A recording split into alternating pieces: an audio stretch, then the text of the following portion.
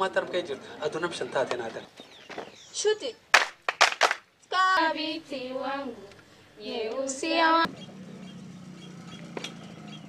Tuko na historia ndefu sana, si ya miaka 100, ya miaka zaidi ya 1000, ambao jamii hii inashirikana kwa kila namna.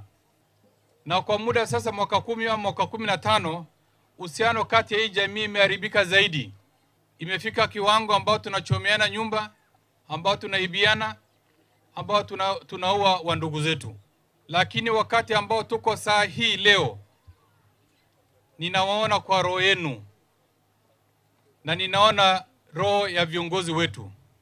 Shetani ambao ilitufanya tupigane ni kama inataka kutoweka. Tumepata shida ya kutosha. Shida ya kutosha tumepata kutokana na vita.